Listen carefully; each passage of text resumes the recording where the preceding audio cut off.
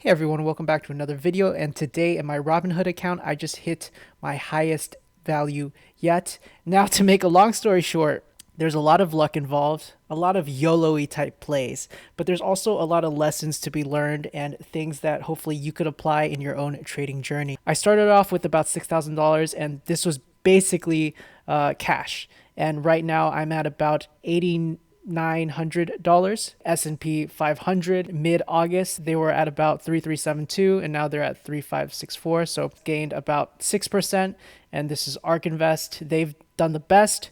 They've gained about 12.7%. In this portfolio, I've vastly outperformed them, and I did this quick calculation. This is where I'm roughly where I'm currently at, what I started with, so about a 48% increase. So the main reasons for these gains, it's actually a couple of key plays.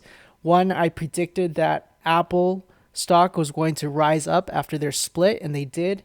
And the second biggest play was also Nikola would fail, and off of Nikola by itself I made about $600-700, and that was the right play. But as you can see by my graph, these are big swings, and this is not something I would recommend for my main account. So the reason I was able to have these vastly superior gains in this account is because I'm taking much bigger risks. Now, even as of right now, you'll see that most of the worth of my Robinhood account, these are all options positions. And what options let me do is leverage the market. So even though the market hasn't moved that much, overall, when you looked at ARK, when you looked at the S&P 500, it's up.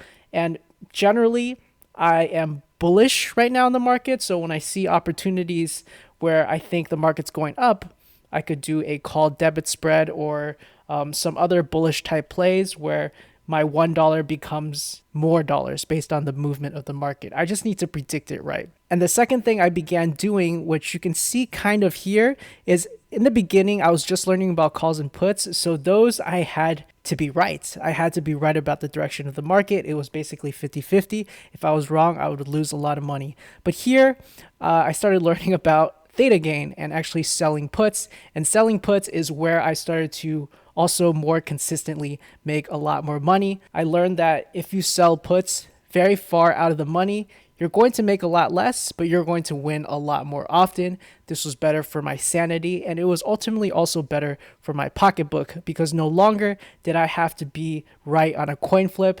Now the odds were almost in my favor. I just had to be generally right. The market just didn't have to crash or to go up super high, and I would be okay. And I started making more consistent money. But again, in this count, I'm still doing spreads. I'm still occasionally, doing a naked call or a naked put. I'm even doing some swing trading on these shares, just like today, or a couple of days ago. If you look at Fiverr, I saw that Fiverr had a dip here, so I just bought some Fiverr and then I sold some today and I made like $60 profit. So I'm doing a lot of stuff like that. Here I had a Workhorse put that I'm up a little bit because I think it should definitely come up soon, especially based on where it was historically. Everything is up right now. Today is definitely a good day. I also played a lot of plays on space.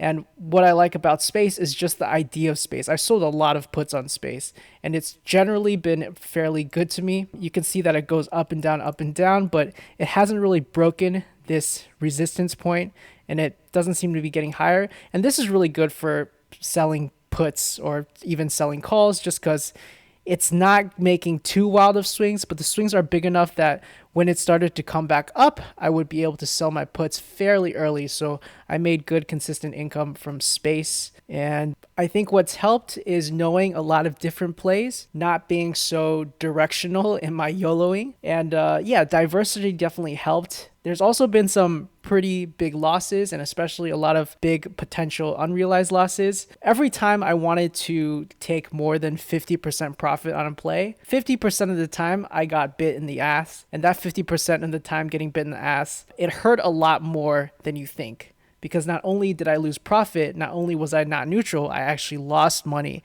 when I didn't take profit at 50% because the market swings a lot. So one thing I've learned recently is to always take profit at 50%. And I've made tons of videos about this, and I will continue to make more because this is so important. It's not worth it to make that last 20, 30, 40% to risk all of your profits already.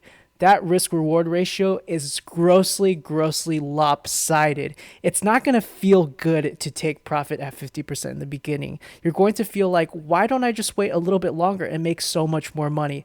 But the reality is, my reality was, I lost money a lot by waiting. And it's just, statistically, it's not good. And in my reality, it hurt me a lot. One great example of greed I'll end you with, and I guess this is going to be the summary of a lot of my videos, is we'll look at Workhorse. I wanted to look at my Workhorse call. It's at negative $120 right now. That's not so bad. So I have a strike price at $17.50. Expiration date is in January, so I still have a lot of time to make money. Basically, as long as Workhorse keeps going up, the value of this contract increases. And this is a directional play. Workhorse has to go up in order for me to make money. Let's look at where Workhorse was, just a couple weeks ago. Workhorse was at a high of $30, okay? $30, and today it's at about $19. I'm not going to expect me or anyone to be able to know when a high is, but even when it was at $24 to $30, the value of this contract was over $1,000. I could have made at its highest almost actually $1,000. This contract was almost worth $1,600 at its high point. But I decided that making 100% profit wasn't enough. I wanted to make 200% profit. And I waited. And I waited and I waited, and it seems like waiting was about to pay off a couple of times and it come back down, and then I just keep waiting again. And then this happened, and there wasn't even a super major negative catalyst. It was just a correction. It had gone too high. And now as of today, I'm at negative 100, from plus 1,000 to negative 100. And this is because I didn't have a plan. You always have to set a plan. If you say you're going to take profit at 100 or 200, when you did that, you probably had a reasonable logical conclusion of why that'd be a good move. And I didn't have a plan. All I just knew in my head was I wanted to make more money. And because I was wishy-washy in my head, I had no plan.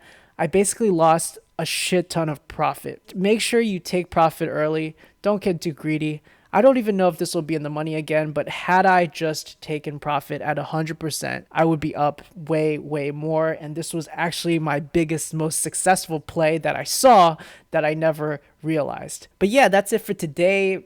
I hope that's helpful. How's your portfolio doing? What's your favorite strategies? Please like and subscribe. If you want to see more videos like this is Green Knight Trading, where Squires become knights. Thank you all so much for watching, and I'll see you soon.